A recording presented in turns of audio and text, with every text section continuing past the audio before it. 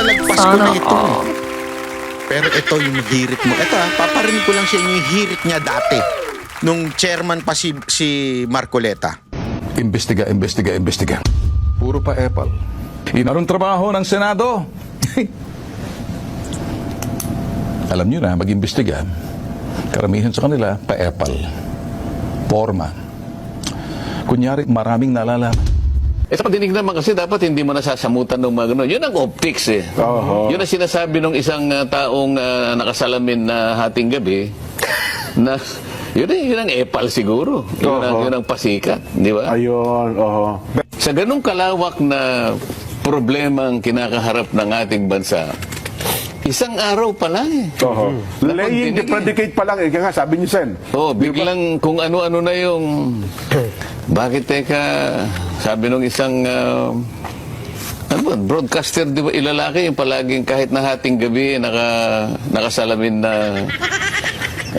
Pang-araw. Kang mga gumagawa dyan, puro pasikat yan. Puro pasiklab yung mga yan. Puro epal. Ayun yung unang hirit ni Ben Tulfo dito kay Marcoleta. Kung naandi dito na ngayon yung elemento na yan. Ko lamang dito para magkaintindihan po tayo. Total, malayo naman po tayo magbigay ng ating sinasabi ho nating mga opinion. Pero sa akin po, hindi opinion tong ang ginagawa ko. Ano? I'm not trying to, giving you my opinion. I'm giving you my analysis on the basis of the development from the past to the present and even history if necessary. Magandang araw sa inyong lahat. Ako po si Banat Bayat. Ito na nga, matindi ho ang ating pag-uusapan ngayon. Malupit, kaya huwag kayong kukurap dahil matindi ho ang ating babanatan ngayon. Ako, ladies and gentlemen, ay nako, etong mga issue na itatalakayin natin, napaka-importante ho kasi atin po itong isisiwalat ho ang mga hipokrito at double meaning na mga politiko, ika nga. Ibig sabihin ko ng double meaning, yung dalawang kara, ika nga, two-face, dalawang muka na mga politiko sa ating bayan. At alam nyo, sa mga araw na ito, ay napagtanto ko na talagang matindi ho ang problema natin sa ating bayan. Bakit to? Kasi marami hong nagmamalinis na napakarumi naman pala. Napakarami hong nagmamagaling na hindi naman pala magaling. Diba? At yan ang ating pag-uusapan. At syempre, meron din tayong mga babanatan na baka ikagulat ninyo kung bakit ko binabanatan. Kaya lang kasi si Banat Bay, tandaan ninyo, ang banateros, pag tama, pinapalakpakan. Pag mali, binabanatan. Di ba? Yan po ay atin pong prinsipyo na mula pa nang simula ang Banat Bay. At ngayon ay isang matikas na grupo na, banateros. Pag kami, may mali talaga kami, hindi namin matiis eh. Alam mo yon, hindi namin matiis na banatan itong mga salot sa lipunan. Kahit minsan talagang may tatamaan tayong mga kaibigan, meron tayong mga tatamaang sana pinalagpas na lang. Pero kailangan kasi alam nyo, ang tunay na pagbabago ay hindi lamang pagbabago ng kalaban. Kailangan magbago from within. Pangkalooban, sa loob, di ba? Pag-uusapan natin, halimbawa, dyan sa rally na yan. Ako po, patay tayo dyan.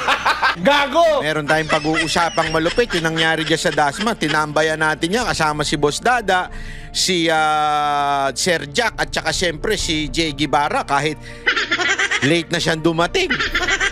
Pauwi na, mga tao, di ba? Alam mo, kailangan nating pag-usapan yan. Kasi ang tanong ng mga kababayan natin, ano ba nangyari dyan sa rally na yan? Meron ba tayo napala dyan sa rally na yan? Yan ang kailangan nating pag-usapan. Dahil alam nyo, ako iba nakikita ko iba talaga nakikita ko. At alam nyo, malungkot, pero sabi ko nga, ganun talaga buhay. Ganun talaga Kaya, meron akong isang tatalakayin na issue na malapit sa puso ko kasi mas tama ho itong hakbang na ito kaysa doon sa ninanais ng mga kababayan natin. Di ba? Mamaya pupuntahan natin yan. Unahin po muna natin itong issue muna kay ito. Ay nako. Ganito kasi nangyari. Alam mo, mga nakaraang araw, marami sa atin no ang namangha dito ho kay Kiko Barsaga. Kay Congressman Kiko Barsaga dahil sa kanyang bitaw. Maging ako po, namangha din po ako sa kanyang tapang. At sinubaybayan ko itong batang to. Sinubaybayan ko yung kanyang mga video, interview from mga batikang mga media. At nakita ko na meron naman, nasa hulog naman po itong batang to. Kaya lang, I'm trying to analyze kung saan nanggagaling itong batang to, kung saan nanggagaling yung kanyang mga status. Kasi you have to understand, it's not just the words. You have to understand the character of the person who's talking. 'Di ba? Para mas maunawaan mo, mas maintindihan mo kung saan siya nanggagaling at kung ano yung sinasabi niya talaga. Alam mo, marami sa atin ang namangha. Kahit po ako, sabi ko nga sa inyo. Kaya nung nagtawag po siya ng rally dito ho sa Dasma o dito sa Forbes, tayo po, sabi ko, susuporta ako. Susuporta ako dyan kasi gusto kong makita kung ano ba talaga ang ipinaglalaban nitong tao na ito.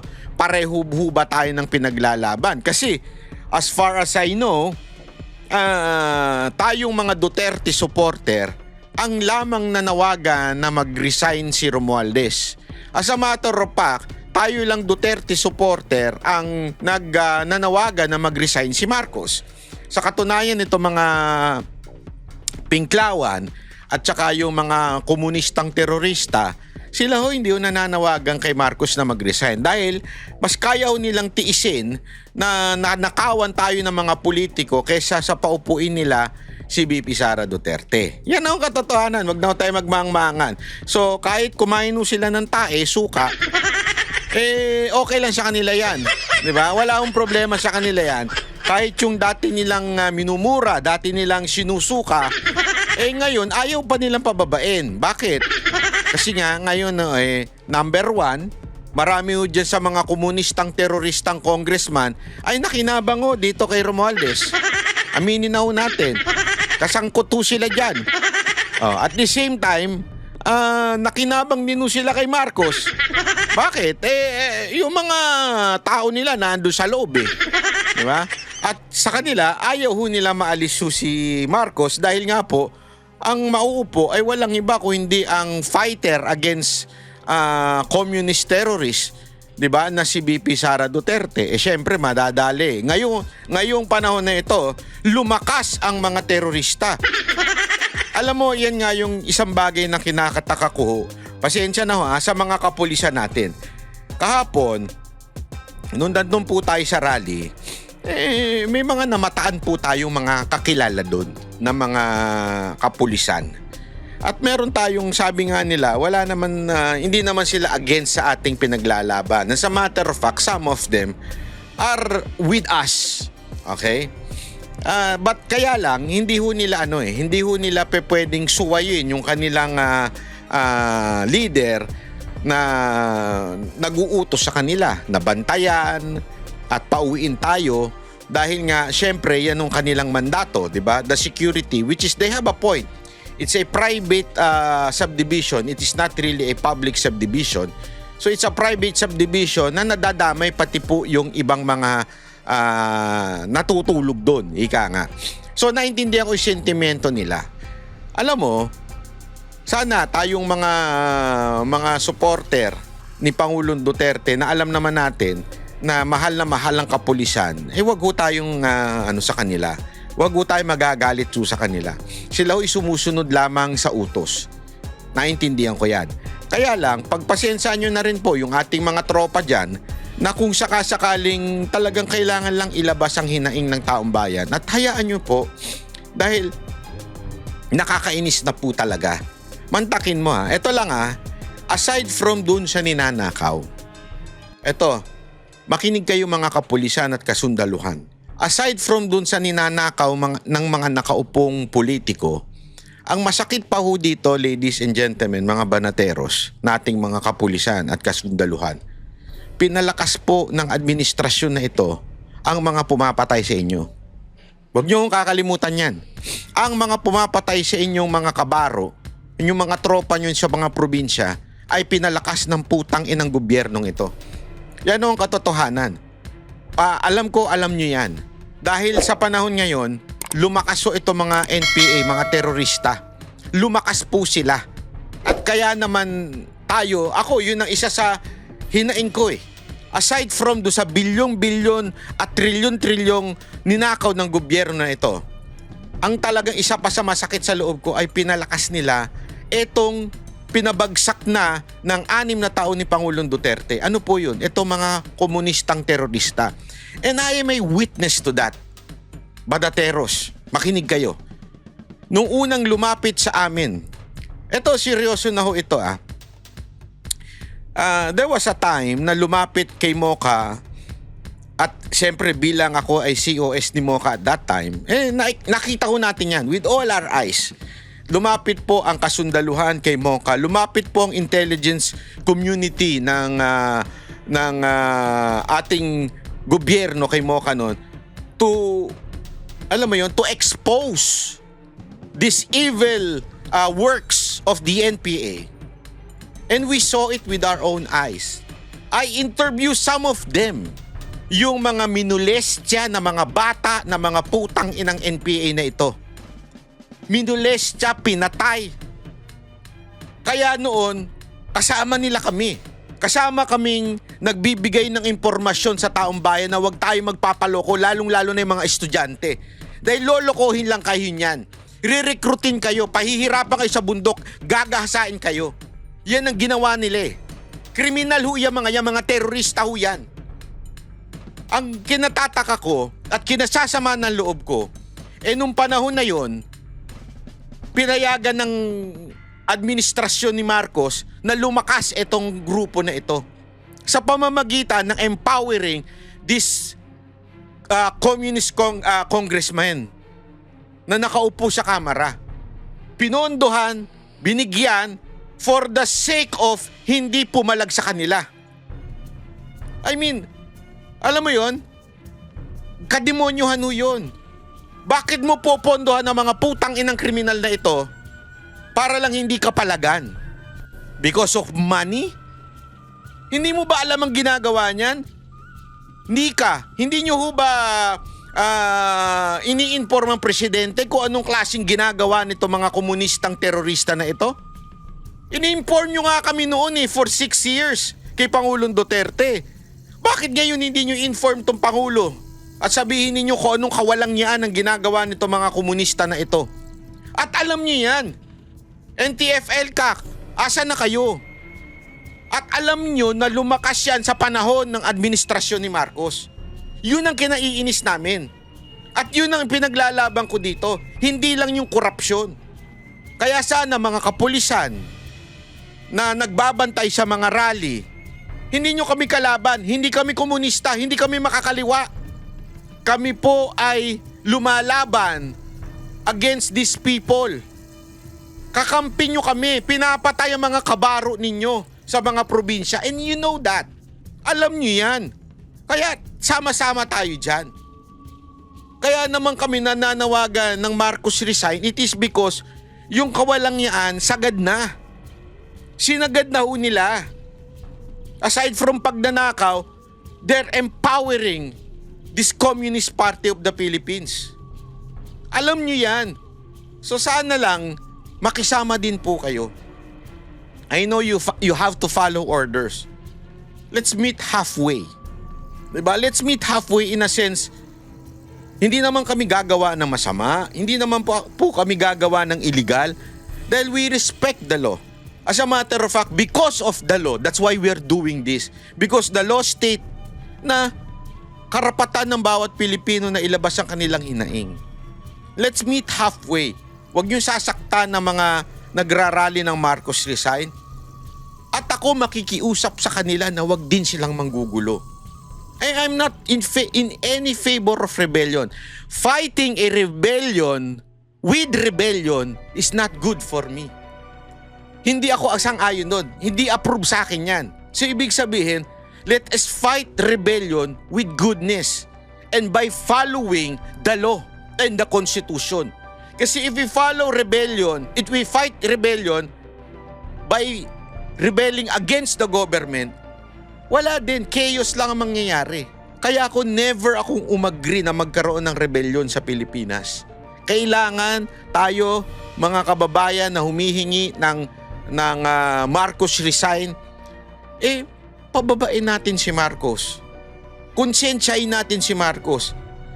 Kumbinsihin natin ang mga dapat kumbinsihin na dapat nang bumaba itong si Marcos. Ganun dapat.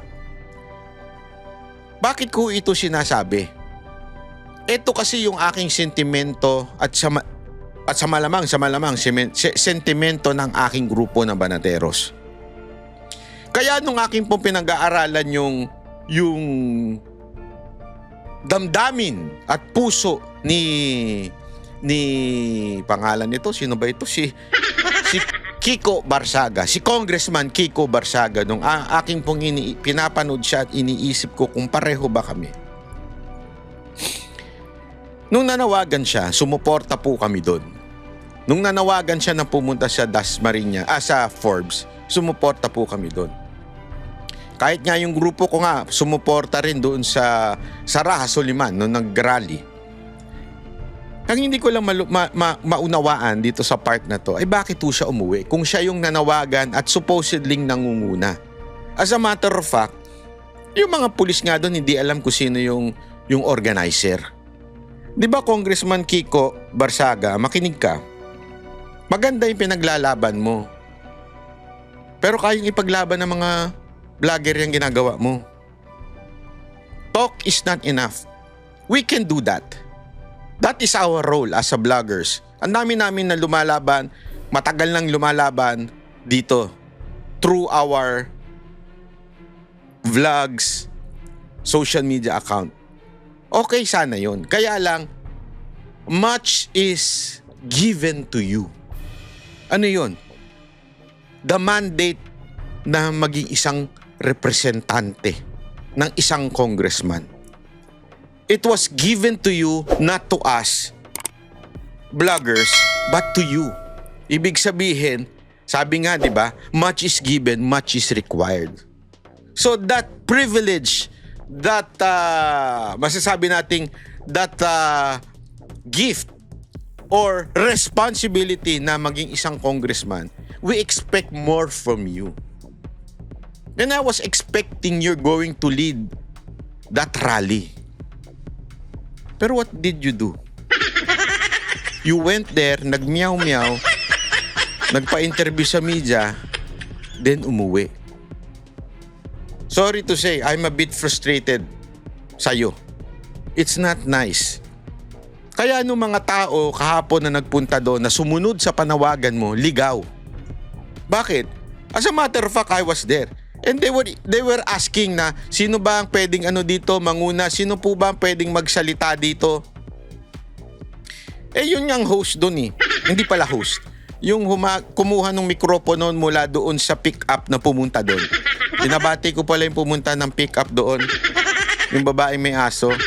Ang ganda-ganda niya. I mean yung aso niya, yung aso. Ang ganda ng aso. Inaabot na nga sa akin yung mic. Pati yung nagsasalita doon, hindi ko alam kung host ba yon. Tinatawag pa ako sa mikropono. O magsalita ka na, banat bay, banat bay, banat bay, banat bay. Ganun ang ganun. Ako, nagpunta po ako doon to observe. I went there to support the call of Congressman Barsaga. And never in my wildest dream or never in my sabihin na natin pangarap o wildest dream o na mag-epal. Hindi ko talaga hindi ko linya yun. Madaldal lang po ako sa video, pero yung pupunta ako doon at magsasalita, hindi ko talaga yun. Hindi para sa akin yung mga ganun. Bakit to? Kasi hindi naman po akong organizer noon. And ayokong makulayan yung rally na supposedly that rally is not pro Duterte rally. And I know Pag ako po na andon, alam naman ng lahat na pro Duterte ako. Alam naman po ng lahat na ako'y Duterte supporter. Alam po yun. And pag pinagsalita nyo kaming banateros, alam nyo naman lahat na kami Duterte supporter, magkakaroon nun ng kulay. As much as possible, that rally should not be a Duterte rally. Maybe, marami sa amin doon, we admire the leadership of Duterte. Okay, walang problema yon. But it's not supposed to be a Duterte rally. Kasi ako naniniwala ko, we have to unite. The people has to unite in one color. Which is Marcos resign movement. 'Di ba? Hindi ho Duterte ilagay si Duterte. Alam nyo, hindi naman sa sinasabi kong ayoko si VP Sara Duterte. Siyempre gusto kong maging pangulo yun. Sana ngayon na mismo, ngayon na. Kaya lang hindi yun ang dahilan kung bakit ko gustong pababain si Marcos. Kaya ako kung gustong pababain si Marcos dahil sa corruption issue, dahil sa pagiging incompetent, at sa pagiging pinabayaan niya itong lumakas tong mga komunista, yan ang dahilan kung bakit gusto ko siyang bumaba. Secondary na lang na siyempre gusto kong maging presidente si VP Sara Duterte. Anyway, sure naman si VP Sara Duterte sa 2028 eh. Naintindihan yung ibig ko sabihin. Kaya it's a bit frustrating. Sorry again, hindi ko binabanatan si Congressman Kiko Barsaga. Hindi ko siya binabanatan. Ang akin lang, Kiko Barsaga, makinig ka. We are happy with your post. We are happy with your meow-meow. Kahit nakukornehan na ako. I'm happy with that. It's you. Sabi nga nila, it's the language of Gen Z. Ako, buwisit talaga ako sa Gen Z. Pasensya na Hindi ko masakyan yung Gen Z. Pero since it is your language, I respect that. Walang problema sa akin. Kaya lang, more than anything else, Congressman Barsaga, what we need is your presence. What we need is your presence leading the way. Eto, makinig kayo. I'll be honest with you.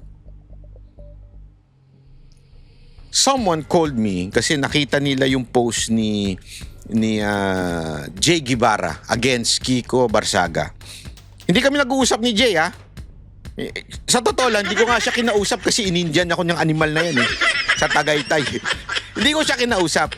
Pero na umaga, bumanat na siya kay Kiko Barsaga. And someone very important in my heart, the love of my life, my dad, called me at sabi niya nga, bakit wag niyong babanatan si Kiko? Kasi for the safety of the person. Kaya kailangan niya ring umalis. And you know, I try to think of that. Kasi open-minded naman ako. Sige, tama. For the safety of this person, he has to leave. Okay ako doon, convince ako. Sige, go. Tama, mali. So tinawagan ko si Jay. Hoy Jay, ba't mo binanata si Kiko? Tapos tinatanong niya pa kung buburahin niya. Sabi ko, hindi, wala, tuloy mo lang yan. Ang akin lang, bakit? Ano ba ang problema? Tinanong ko siya. Kasi sabi ni Daddy ganito. Pero hindi ko siya pinabubura kasi malaya kami, kanya-kanya kami, malaya naman kami. Pinaliwanag ko lang sa kanya. Sabi, kasi for the safety, blah blah blah, ganito. Tapos bahala ka na kung anong gusto mong gawin dyan. Nasa sayo na yan, okay? Ito ang masakit. Hindi pala masakit.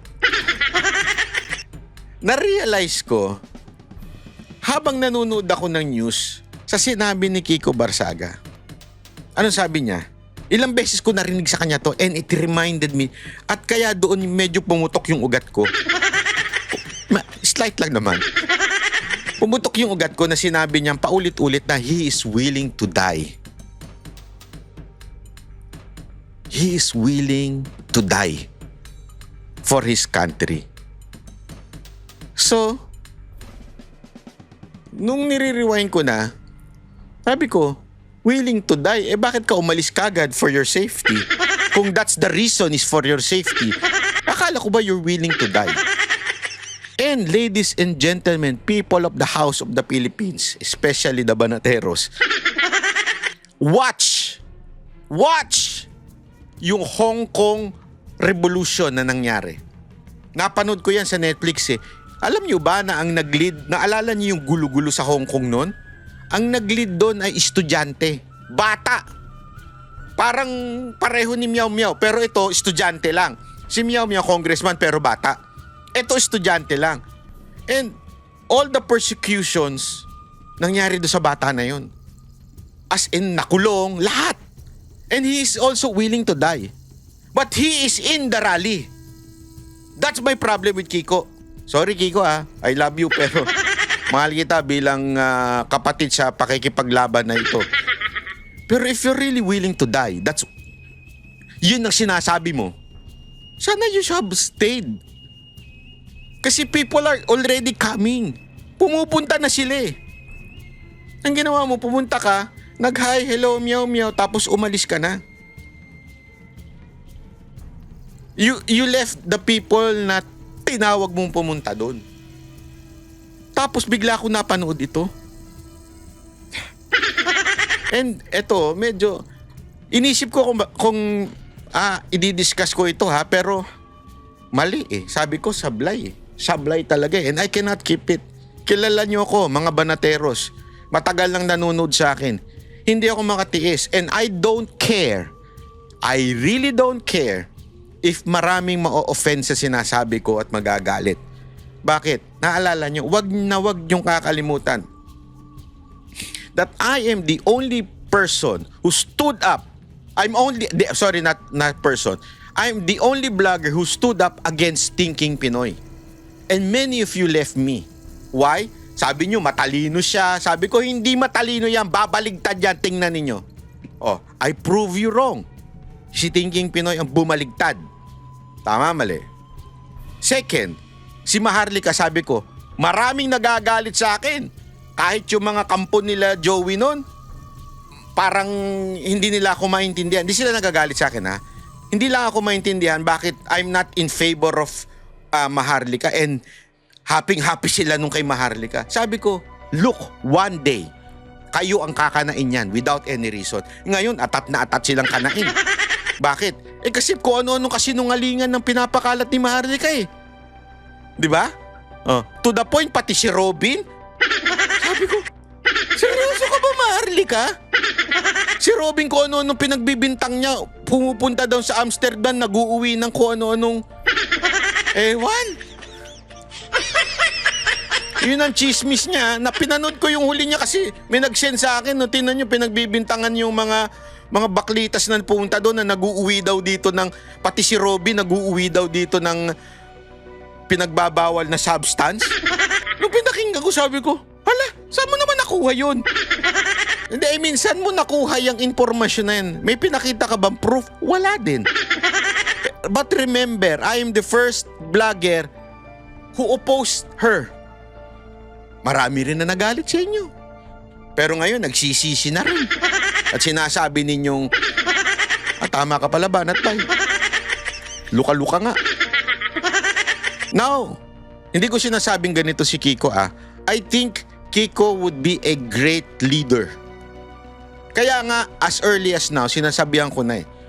And hindi ko sinasabihan. I'm rebuking him publicly. Sinasabi ko na sa kanya, Kiko, you have the potential to be a good leader. Maybe someday a good president. Honestly, ako convince ako doon. But you have to level up. I know medyo bata yung pag-iisip mo pagdating sa mga issue. Pero hindi sa issue pala. Pagdating sa mga ways mo, yung actions mo, walang problema dyan eh. Carry ko yan eh. Pero you have to level up. If you really want your words, principle to spread across the nation, you have to stand up kahit na sabihin na natin may problem sa safety mo. Ganun talaga eh. Sugalan to mga kababayan. Kami yung banateros. Ako nga po sugal na eh. You take your precautions. Be careful, do everything to protect yourself, but at the same time, do it. Wala kang choice eh. Di ba? Ganun po tayo eh. Ako, Ang dami nagtatanong sa akin kung delikado ba buhay ko. Sabi ko, oo, ganun talaga buhay. So, meron akong mga ginawang na ways para to protect myself. But at the same time, I will never stop fighting against this terrorist communist, against this corrupt politician. As a matter of fact, patong-patong nga yung kaso ko eh. Hanggang ngayon, patong-patong ang kaso ko. Although may mga na-dismiss. Kasi wala naman talaga silang basihan. Sunod-sunod na yung dismissal, pero patong-patong. And for every case, mababa ang 500,000 yan. Nagastusan. You understand what I mean? And I took that risk. Hindi ko sinasabing bayani ako, ha? Hindi yan ang sinasabi ko. I'm not lifting myself na, hindi, mataas ako magaling. Hindi ko sinasabi yan. Kaya lang, I understand that there will be risk when you speak the truth. Kasi it hurts. Sa pool ang politiko eh. Diba? Pero, ganun talaga eh. You decide. So sa akin, Kiko Barsaga, since nagsasalita ka naman, itodo mo na. Samaan mo ng aksyon. Kasi kung puro salita ka lang din, wala kang pinagkaiba sa mga kasamahan mo dyan sa Kongreso. Naintindihan mo?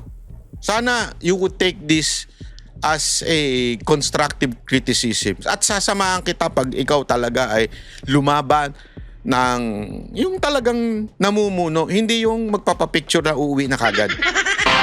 Magdamagang binantayan ng pulisya ang isang exclusive subdivision kagabi dahil sa isang protesta kontra gobyerno. Dinaluhan niya ni Cavite Congressman Kiko Barzaga pero hindi po yan ang dahilan ng pagka-late niya sa pagdinig ng House Committee on Ethics sa reklamo laban sa kanya at sa isang reklamo niya. Sabi niya, nag-computer game siya kagabi. Na-late siya sa hearing niya ngayon kasi nag-computer game siya daw nung gabi. Yung gabi na rin yung may rally. So, ibig sabihin, dumaan ka ng rally, nag-meow-meow ka, tapos umuwi ka, nag-computer ka na lang. Tapos yung mga estados mo, Marcos will have no choice but to declare martial law.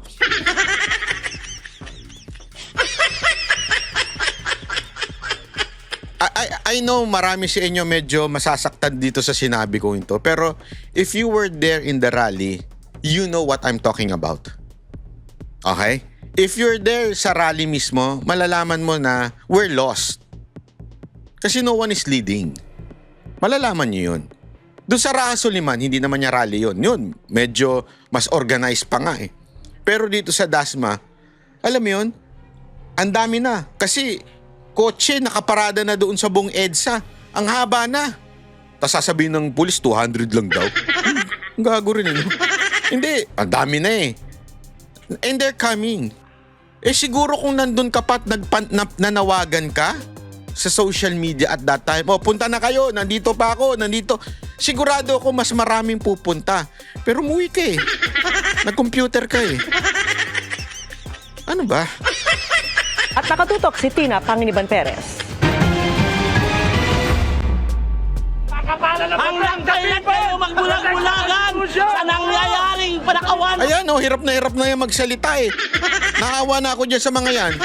Kahapon, paus na yung mga naulanan pa. Sa ating bansa.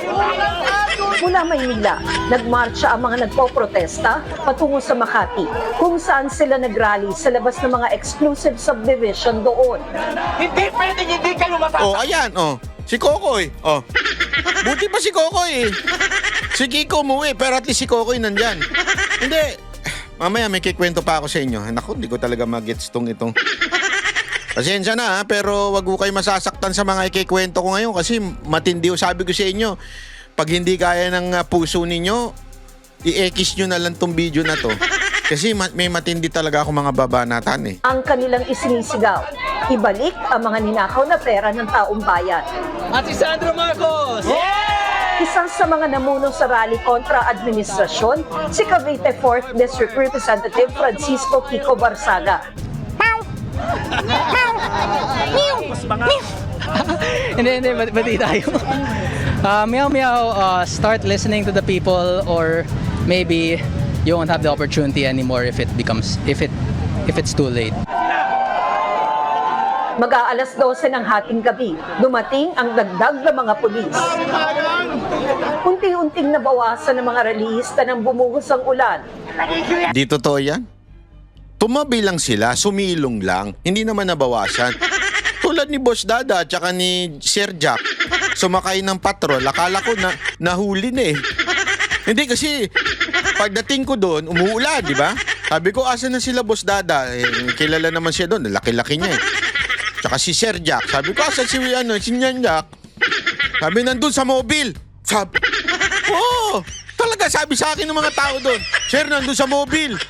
Sabi ko, hala, hinuli sila. Pagdating ko, mga putang ina na sumisilong lang pala sa loob ng mobile.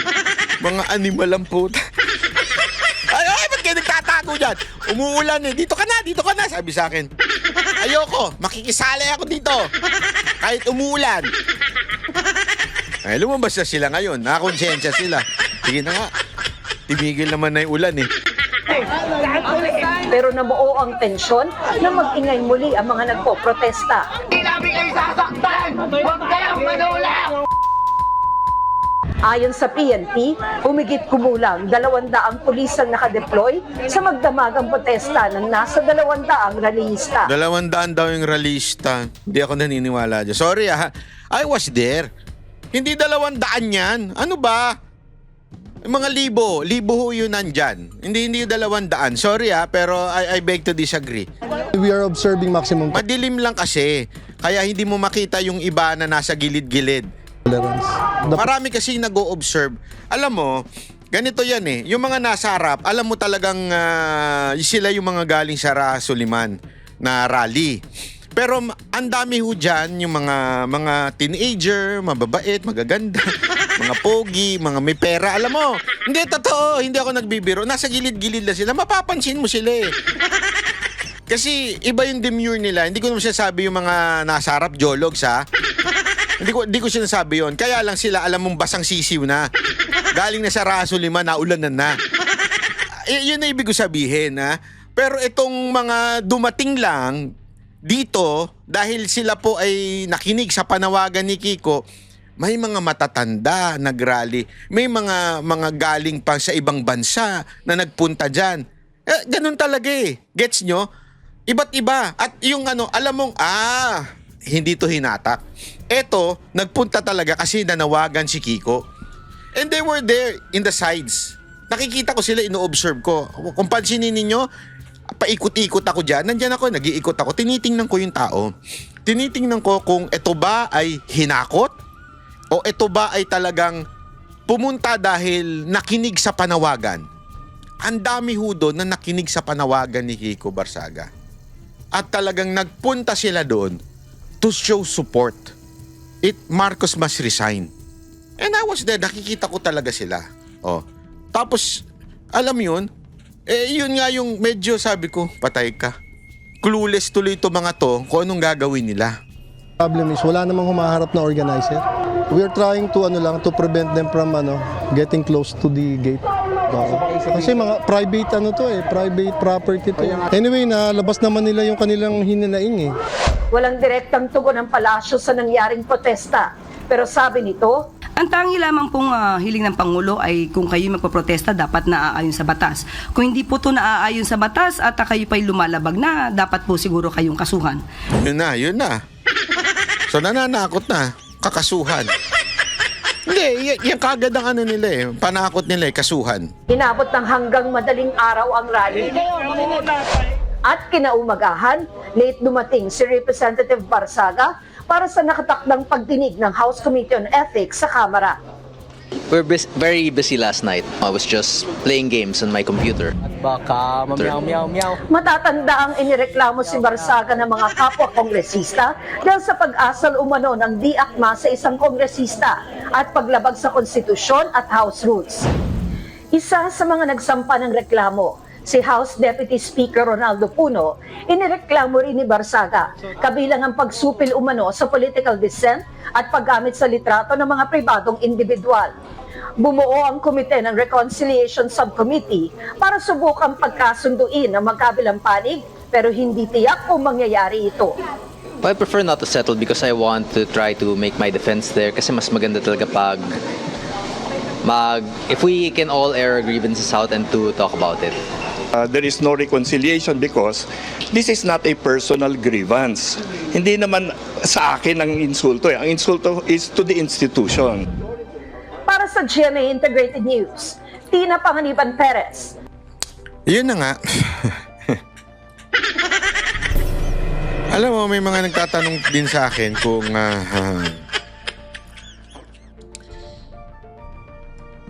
saan patutungo itong mga rally-rally na ito. May mga nag-aasa akin kung kailangan bang ituloy-tuloy o wala rin naman pag-asa. Ako ito lang eh. I think, pag magagalit sa akin yung mga ibang kababayan natin, walang mangyayari sa mga rally na ito if we will not be united as one to fight against this corrupt government. Ang problema kasi hati-hati. Yan talaga nakikita ko eh. And that's what they did. I don't know how they did it, pero they did it perfectly, ika nga. Bakit kanyo? One, yung mga supposedly makakaliwa na dapat nangunguna sa Marcos resign, hindi. Mas tinatarget pa po nila si Sara Duterte kaysa kay Marcos. I don't know how they did it, pero hindi sila nagrereklamo kay Marcos. Lalo na yung mga supposedly youth na galing sa mga kolehiyo, kung sila sana lahat ay sumama at sumigaw ng Marcos resign at Romualdez resign, maaring sobrang laki nito. Kaya lang hindi eh. We're here fight against corruption. Putang ina ninyo. Sinong corrupt? Ayaw nyo i-define. Hindi pwedeng shotgun yan. Alam niyo yung shotgun? Diba yung shotgun yung ganon, yung parang mga, sa ating kasi pang security guard yun eh. Pero sa ibang bansa, ang tinatawag doon parang pambahay na baril. Ano yun? Para sa mga magnanakaw, sa mga hindi marunong gumamit at umasintado ng magnanakaw, ginagamit nila yung shotgun para isang putok. Kasi pag nilusob ka sa bahay, wala ka ng ibang tatamaan kung hindi yung magnanakaw. Kasi pag pinutok mo yan, kahit asan yung magnanakaw, patay. Tama ba eh? Ayan yung ginagamit sa bahay, shotgun ha. Hindi yung ginagamit sa public. Bakit? Kasi pag pinutok mo yan, maraming tatamaan. Kasi maraming tama yung mga ganun eh. Yan ang tinatawag na shotgun eh. Hindi eh, dapat sniper. Hindi ko sinabing sniper si Marcos ha. Huwag kayong tanga. Ang sinasabi ko lang, kung kayo babanat, sniper nyo, ibig sabihin, sino ba yung corrupt? Hindi yung pwedeng, basta kami anti-corruption, anti-kabaklaan. Ay, mali, meron pala. Yung mga kasi ganun eh, di ba? Anti-corruption. Pero pag tinanong mo sino, basta lahat na nasa gobyerno, corrupt. Hindi pwedeng ganun. Dapat i-define nyo sino ba ang gusto nyo munang paresignin, di ba? Masyado kayong nakukulayan nang si Sara Duterte kasi papalit kaya ayaw namin na Marcos resign. Isi na lang muna namin yan. Di ba? Isa yon. Yung makakaliwa na. Yung Pinklawan, ganun din ang utak. So, hindi talaga pwedeng mag-unite. At ito pa ang pinakamatinding, pinakamasama. Na sana na tayo na yung pinakamarami. Supposedly, tayo ng mga Duterte supporter. Why? Naipanalo natin ng presidente. Huwag niyong kakalimutan yan. Tayo ang pinakamarami. Naipanalo natin ng presidente. Naipanalo natin si Marcos dahil sinuporta natin si VP Sara Duterte. Kayo mga nagpabudol. Ano ba ang dahilan nyo? Ba't nyo binoto si Marcos? Alam nyo yan. Lahat na lumalapit sa akin na nabudol. Kasi sabi ni VP Sara Duterte, therefore, the only reason why you voted for Marcos, it's because of Sara Duterte. So kung tatanungin mo talaga, malaki talaga ang Duterte movement o yung mga tao. Ito ang masama. Mismong doon sa loob ng Duterte, hinati-hati. Ayoko na lang magpangalan. Hindi, sige na nga, pangalanan ko na. Mismong sa loob ng Duterte supporter, may hati-hati dyan. Diba? Yung mga maisog, yung mga isang grupo na ito. Oh, tapos hinaluan mo pa ni Maharlika. Isa pa talagang pampaguli yan. Mantakin mo, magsalita na naman siya against dun sa rally kagabi. At sinabi niya, hinayjack daw ng mga Team Alpotera. At ni Bugaw. Hindi, yun ang sinabi niya. Sa loob-loob ko. Ba't ako nadamay dyan? Ako nandito kasi sinusuportahan ko lang si... Hindi kasi, obvious naman kung sino yung sinasabi niya. Paulit-ulit niya, wala naman siyang ebidensya. Hindi totoo, wala naman siya ebidensya dyan eh. At ang alam naman niya, siya lang naman yung ganun. Di ba? Sabi ko nga sa inyo, hamunin nyo. Anong ebidensya mong Bugaw, si Banat Bay? Sige, aminin. Tanungin nyo siya. Kung anong ebidensya. Pag may ebidensya siya, ako mismo magbubura ako ng channel. Pag may ebidensya siya, wala. Bakit? Ako yung pukpuk eh. Gago! Napag-gamit ko ang aking katawan sa mga kababaihan. Hindi, naiintindihan nyo? Parang sa loob-loob ko. Ang lakas ng loob nitong Maharlikan to magsalita, ano? Na parang sinisiraan niya pa yung mga naandun sa rally. Una-una, wala akong kinaugnayan in any way sa mga organizer na naandun. Kung meron man, di ko nga kilala. Di ba? Nagpunta lang ako kasi nandun sila Dada. At saka hindi. Nagpunta talaga ako doon kasi nanawagan si Congressman Barzaga to support him. Doon sa kanyang panawagan. Yun ang dahilan. As a matter of fact, you know me that I don't like rallies. Ayoko. Bakit? Every time nagpupunta ako, pinagsasalita ako, ayoko naman magsalita. Sorry totoo po ito eh. Hindi ko talaga trip yung nagsasalita sa rally. Bakit? Hindi naman po ako marunong magsalita in public. Ako po, aminado po ako, hindi po ako marunong magsalita in public. Mahiyain po ako. Dito sa camera, oo. Pero in public, kahit itanong nyo sa lahat ng kaibigan ko, introvert na tao ko, mahiyain po ako. Iyan po ang totoong ano. Kaya nagpunta ako doon hindi because gusto kong umepal. Kahit nga siguro kung nandun kayo, sinisigaw na nga yung pangalan ko para magsalita. Ayoko na hindi nga ako lumapit kung kinuha yung mikropono eh. Kasi nga hindi ko personalidad yun, tas sasabihin umiepal daw. Alam mo, ikaw Maharlika, makinig ka ha. Kung hindi ka naman nakakatulong, huwag ka na lang makasira. I mean, hindi ko kilala yung mga organizer, hindi ko kilala yung mga nagsasalita doon, hindi ko nakikilala yung mga sumisigaw doon. Pero siniraan ko ba sila? Para lang masabi mo, kung hindi mo naman at wala ka namang bayag na umuwi dito sa Pilipinas at makipaglabang dahil sinasabi mo ang dami mong kaso, paramihan tayo ng kaso, te. Ang lakas ng loob mo, diyan ka lang. Hindi ka makukulong. Kaya ang tapang-tapang mo, hindi ka matapang. Wala kang bayag. Yan ang katotohanan. Wala kang bayag, hindi ka matapang. Kami dito, puno kami ng kaso. Ngayon, bukas, mamaya, aatinan kaagad ako ng hearing. Ay, hearing ba yun? Basta, sa DOJ.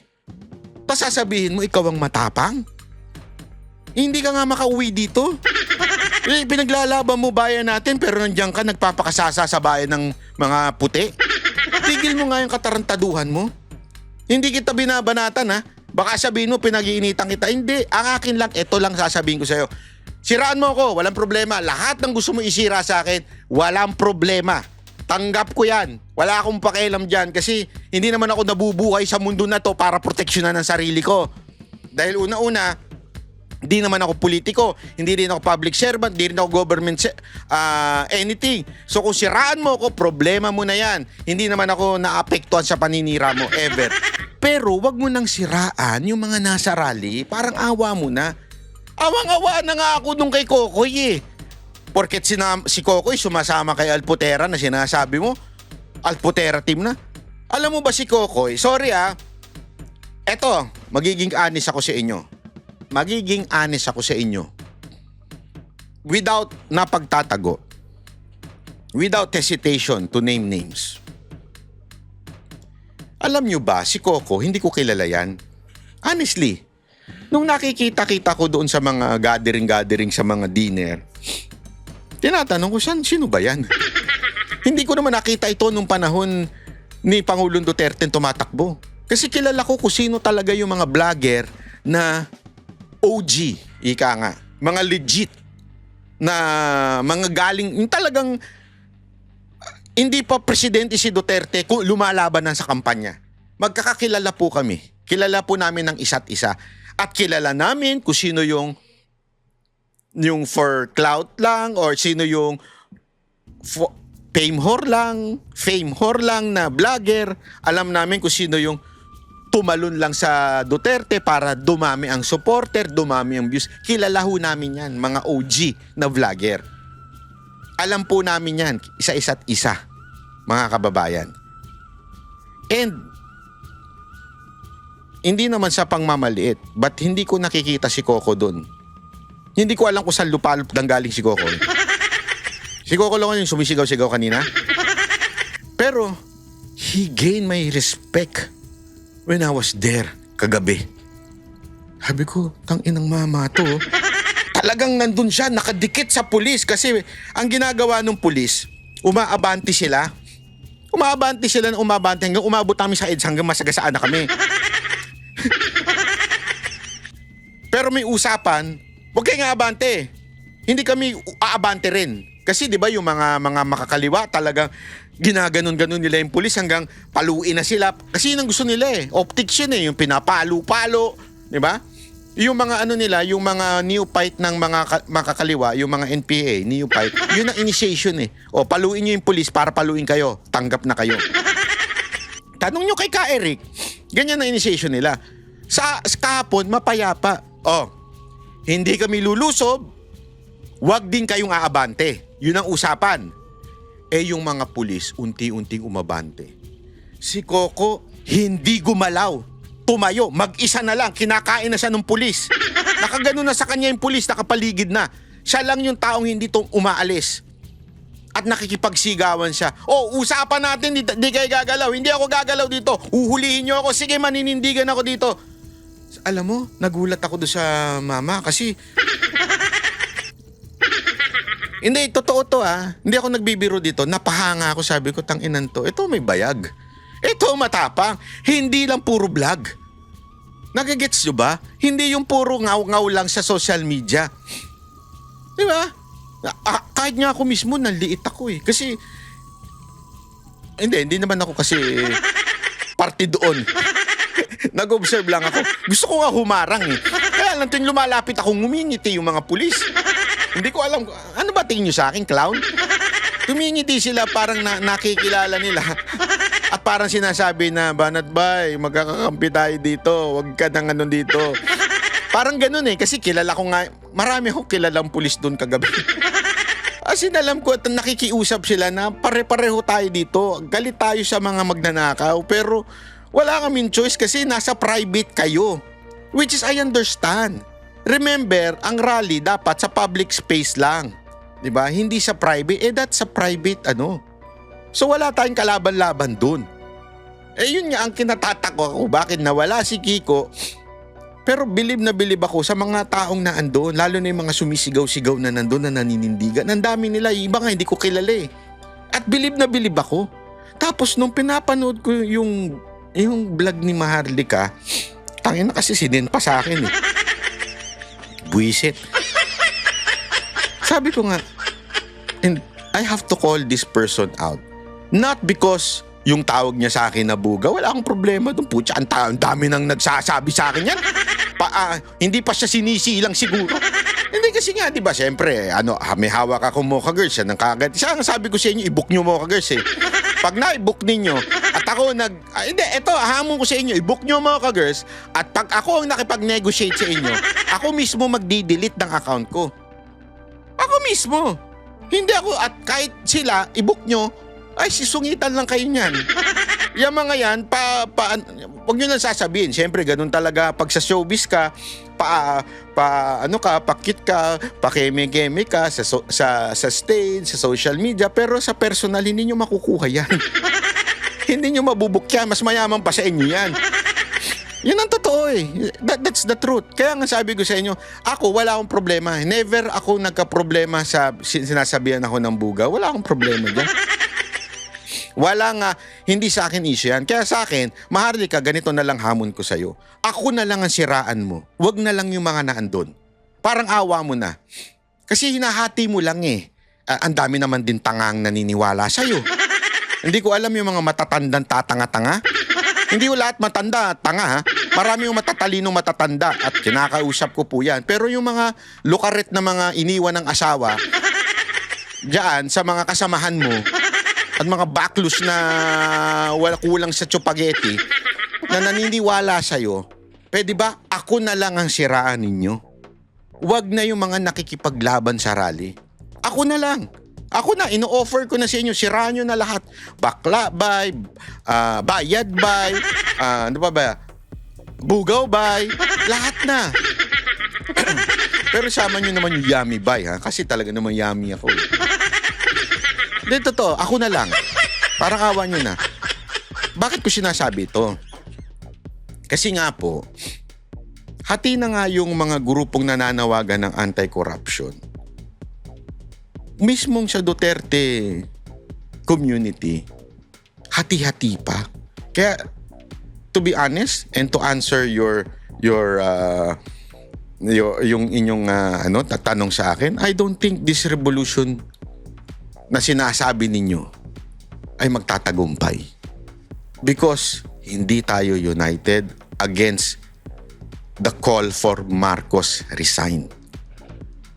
Tapos, ang mga sundalo at mga kapulisan na inaasahan ninyong bumaligtad, hindi mangyayari yan. Bakit? Takot ho sila gumalaw. Bakit? Walang tao eh. Wala naman, alam nila na pag sila nagkudita, nga. At ang mangyayari lang sa kanila ay nangyari kay Trillanes. Mawawalan pa sila ng pensyon. E pag nawalan ka ng pensyon, magiging Trillanes ka. Di ba? Mga away para, alam mo na. Yun ang totoo. Kaya nga mga kababayan, sinasabi ko na ho sa inyo, there is another option.